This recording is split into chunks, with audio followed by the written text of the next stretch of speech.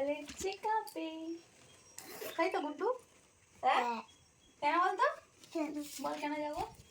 বাচ্চা আনতে যাবো। দেখ আমাকে দেখা, গুড্ডু জানে আমি মোটা হয়ে যাচ্ছি, আমার বাচ্চা হবে, তাই আজকে যাচ্ছি বাচ্চা আনতে। ঠিক আছে, ও এটাই জানে। হ্যালো এভরিওয়ান, গুড মর্নিং সবাইকে। তো যাই হোক, তোমরা অলরেডি জেনেই গেছো যে আপাতত আমার প্রেগনেন্সি চলছে। তো সকালবেলা করে রুটিনও চেঞ্জ হয়ে গেছে। ফার্স্টে দুটো ডিম সিদ্ধ বসিয়ে দিয়েছি। আমি কিন্তু একা খাইনি, আমি খেয়েছি, আমার বোনও একটু খেয়েছে। তো যাই হোক, দুজন মিলে ফার্স্টে ডিম সিদ্ধটা সকাল সকাল খেয়ে নিলাম। আজকে কিন্তু আবার আমাকে হসপিটালে চেক আপের জন্য যেতে হবে। খালি চেক আপ আর চেক আপ, ভালো আর লাগে না ছাতা। আজকে যাব হসপিটালে চেক আপে। তাই তো গুড্ডু? হ্যাঁ কেন বলতো? বল কেন যাবো? বাচ্চা আনতে যাবো। দেখ আমাকে দেখা, গুড্ডু জানে আমি মোটা হয়ে যাচ্ছি, আমার বাচ্চা হবে, তাই আজকে যাচ্ছি বাচ্চা আনতে। ঠিক আছে, ও এটাই জানে। আর আমাদের বাবু এখন ডকুমেন্টস গোছাচ্ছে। আর নেবো কিছু না, এইগুলো দেখো, এইগুলো নেবো। জলের বোতলে জলটা ভরো। আর বুঝতেই পারলে যে বাচ্চাদের মাথায় কতটা বুদ্ধি থাকে। তো আমি যাচ্ছি হসপিটালে চেক আপে, আর আমার গুড্ডু ভাই বলছে কিনা আমি নাকি যাচ্ছি বাচ্চা আনতে। তো আমরা দুজনে বেরিয়ে পড়লাম, বাইকে করে যাব। তো বেশি দূরে না, আমাদের সুভাষগ্রামেই হসপিটালটা। তো আমরা দুজন আগে একটু ফার্স্টে এসে এখানে খেয়ে নিচ্ছিলাম, কারণ বাড়ি থেকে তো শুধু ডিম সিদ্ধ খেয়ে এসেছি, আর ওখানে খালি পেটে চেক আপ করবে না ওরা।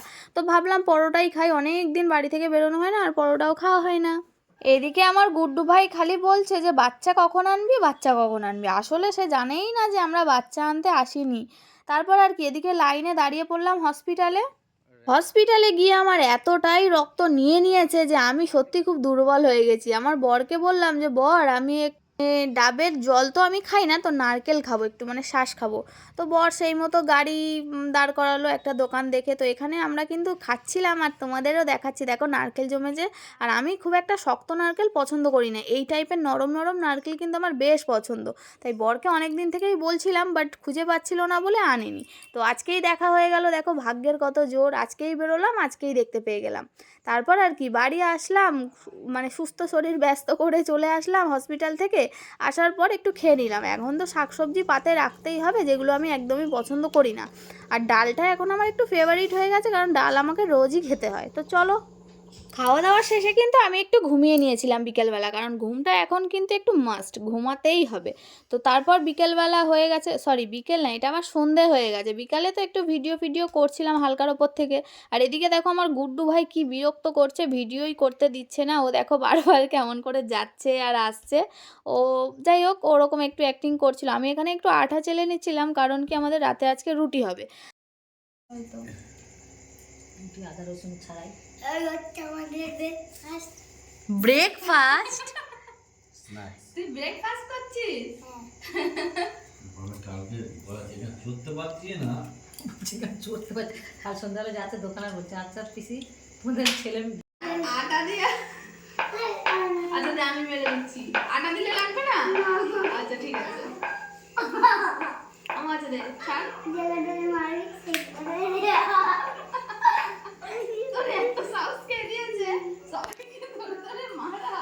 ওঠ ওঠ আগে ওঠ ওঠ, দাঁড়া। এটা দিলে লাগবে না তো? না। তোর কত সাউন্ড, এরকম মুন্ডু সোজা করে রাখ, এরকম সোজা করে রাখ, এরকম সোজা। তারপর দেখতেই পেলে তোমরা, বাড়িতে একটা বাচ্চা থাকে মানে কতটা উৎপাত সে করে। এতক্ষণ পর আমি এলাম রুটি করতে, ওকে একটু বকাঝকা দিয়ে আসলাম। তো দেখো রুটি করার পর এখন জানি না কি করব, খাওয়া দাওয়া হবে, এখন অনেক কিছুই হবে, বাট দেখাতে পারবো কিনা সবটা বলতে পারছি না। তো রুটিগুলো যেমন ফুলছে, মানুষের লাইফটাও যদি এরকম ফুলে ফেপে থাকতো তাহলে কতই না ভালো হতো বলো তো। এত ঝড়ঝাপটা সহ্য করা যায় বলো তো? তবে একটা জিনিস কি বলতো, ডাক্তার দেখাচ্ছি সবই হচ্ছে, বাট বমিটা কিন্তু আমার আর বন্ধ হচ্ছে না। ভগবান মনে হয় আমার দিকে আর চোখ তুলে তাকাতে চাইছে না। তো যাই হোক, আজকের ভিডিওটা খুব বেশি বাড়াবো না, তোমরা দেখতে থাকো, বুঝে যাবে যে শেষ হয়ে গেছে অলরেডি। তো দেখো আমি কিন্তু খাইনি, বাড়ির সবাই এখন ডিনারে বসেছে। খাচ্ছিস? মিসিং মিসিং লাগছে। ডিম সিদ্ধটা কিসের ডিম বলতো? মুরগির ডিম। কোন মুরগির ডিম? ঝাল লাগে বলতেই না। ওই বাচ্চা মুরগির ডিম। বাচ্চা মুরগির ডিম তোকে আজকে কামড়াতে এসেছিল না কালকে? যেদিনকে মুরগি মাংস হবে গুড্ডুকে নিয়ে যেই মুরগি গুড্ডু মানে যেই মুরগির ডিম খাচ্ছে সেই মুরগিটাই গুড্ডুকে কামড়াতে এসেছিল না? বড়টা ছেলেটা তুই পিছনে লেগেছিলিস ওর ছোটা নে খেয়ে নে। কালকে দৌড়ানো দেখে